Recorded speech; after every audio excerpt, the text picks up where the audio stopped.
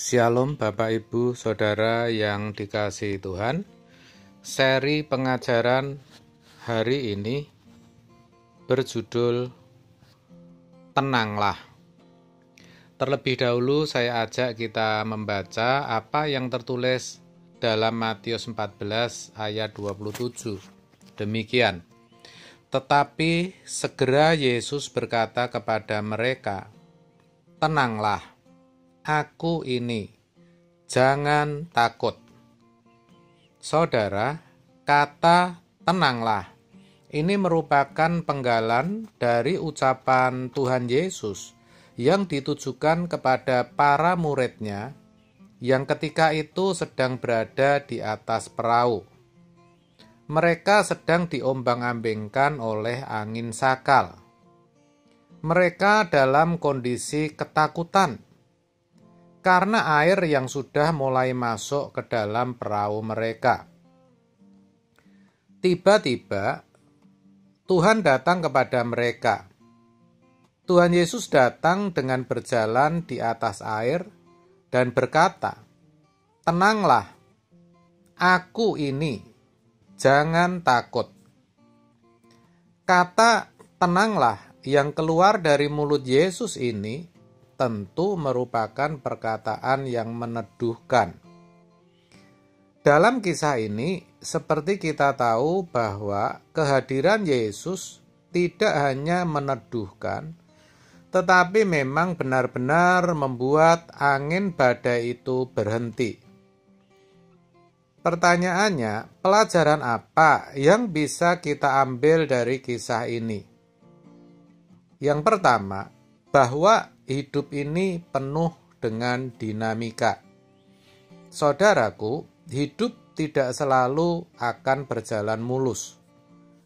Kadang, bahkan sangat sering, kita juga mengalami badai kehidupan, seperti angin sakal yang menimpa para murid Yesus yang sedang berada di atas perahu itu. Badai itu bisa berupa sakit penyakit, persoalan ekonomi, rumah tangga, tekanan, penderitaan, atau bahkan bencana. Bisa bencana alam seperti tsunami, gempa, banjir, atau pandemi seperti yang kita rasakan beberapa waktu lalu, bahkan sampai sekarang belum kunjung juga selesai. Itu saudara. Jadi hidup ini tidak selalu akan berjalan mulus seperti yang kita harapkan. Yang kedua, kita tidak sendiri, tetapi kita harus sadar bahwa Yesus ada bersama-sama dengan kita. Kembali kepada kisah murid-murid Yesus tadi. Kalau kita baca seluruh konteksnya, memang para murid mendahului Yesus menyeberang ke Betsaida, dan itu atas perintah Tuhan juga. Sedangkan Tuhan Yesus berdoa seorang diri di atas bukit. Kemudian datanglah angin sakal. Ketika itu pukul 3 malam. Tetapi yang perlu kita perhatikan, Yesus tahu. Lalu, apa yang dia lakukan? Saat itu juga ia menyusul untuk menemui para muridnya. Ya, karena Tuhan tahu apa yang sedang terjadi. Jadi sesungguhnya keberadaan para murid pada waktu itu ada dalam pengawasan, tanggungan, bahkan penyertaan Yesus. Karena memang mereka sedang melakukan apa yang dikehendaki gurunya. Dalam Matius 14 ayat 22 dikatakan, sesudah itu Yesus segera memerintahkan murid-muridnya naik ke perahu dan mendahuluinya ke seberang. Sementara itu ia menyuruh orang banyak pulang.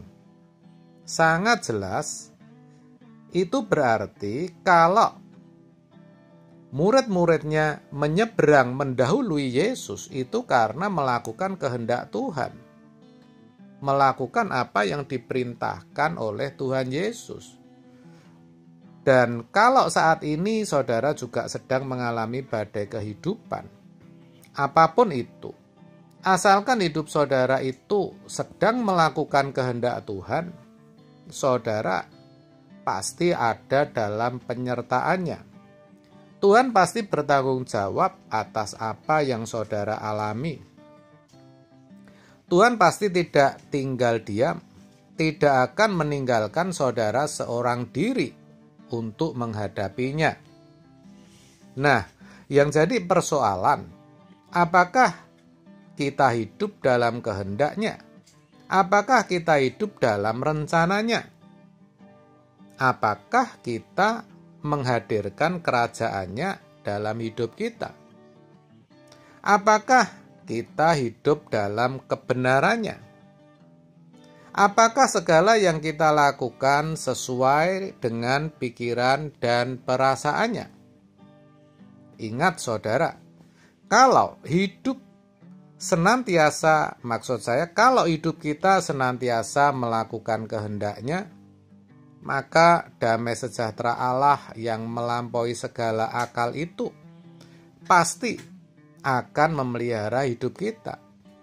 Karena firman Tuhan mengatakan dalam Filipi 4 ayat 7, damai sejahtera Allah yang melampaui segala akal akan memelihara hati dan pikiranmu dalam Kristus Yesus.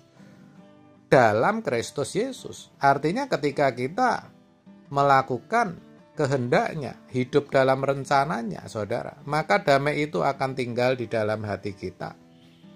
Apapun yang kita alami, apapun yang terjadi, tidak akan pernah menggoncangkan hidup kita.